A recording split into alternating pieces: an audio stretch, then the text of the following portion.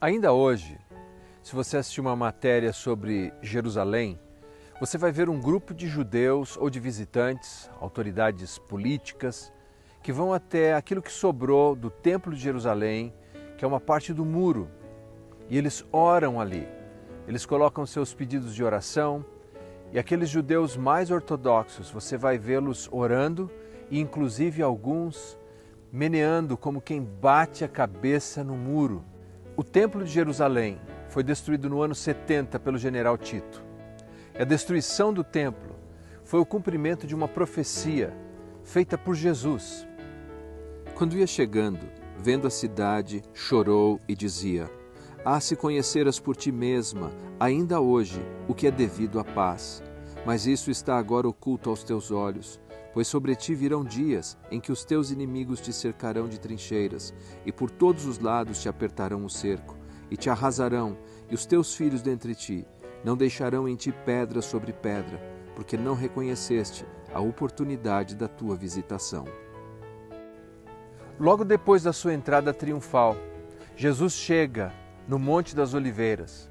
E lá de cima, assim como daqui eu consigo ver a cidade de Mogi das Cruzes, Jesus conseguia ver a cidade de Jerusalém. E o texto nos diz que Jesus chorou.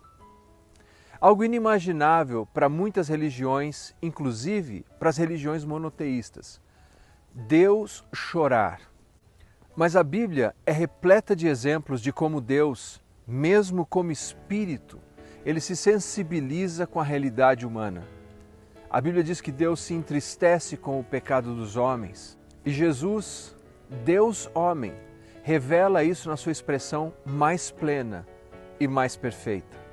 O Evangelho de João nos diz que ninguém jamais viu a Deus, isso é, ninguém jamais viu a Deus na sua plenitude, mas o Deus unigênito, isso é, o singular, aquele que está no seio do Pai, tão entrelaçado com o próprio Pai, Jesus, é quem o revelou. A palavra revelar é a mesma raiz utilizada pelos intérpretes da Bíblia para falar de exegese, isso é, para explicar em profundidade um texto. Jesus é a explicação de quem é Deus.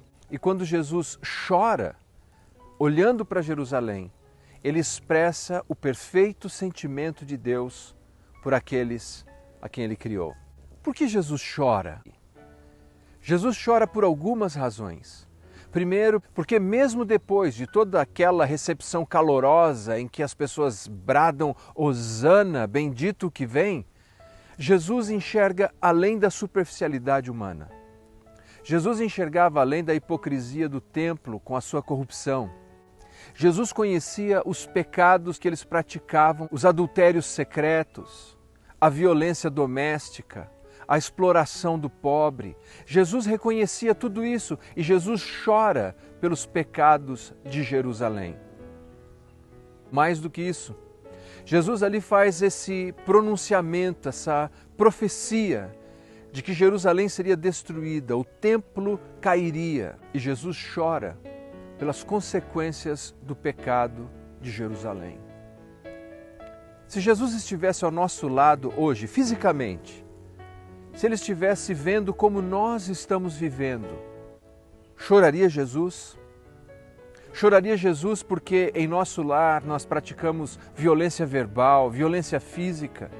Choraria Jesus porque os nossos caminhos certamente não são os seus caminhos de piedade? Choraria Jesus porque o nosso coração está cheio de trevas ao invés de luz, de mágoa ao invés de perdão, de fel ao invés da doçura do Evangelho? Choraria Jesus? Jesus chorou diante de Jerusalém e a sua profecia se cumpriu. Jesus disse algo importante ao povo de Jerusalém. Ele disse que eles não deram atenção à oportunidade que estava ali diante deles.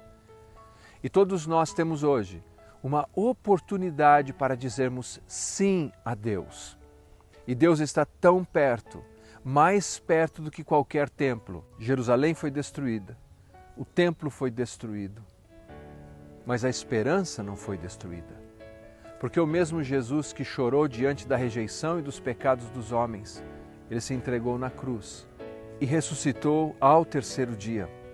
E ainda que o templo que representava a comunhão de Deus já não mais era, o santuário de Deus em Cristo Jesus se reergueu no terceiro dia e a comunhão com Deus está disponível hoje para todos nós. Ele não está cerceado numa caixa especial por trás de cortinas grossas num lugar chamado Santo dos Santos. Deus saiu de lá quando o véu do templo se rasgou de alto a baixo e Ele vem agora ao nosso encontro, porque aonde quer que você esteja, Deus está tão perto de você. Diga sim a Ele, porque Ele já disse sim para você. Ao considerar o fechamento da porta do templo, Ele nos garante que estão abertas as portas do céu.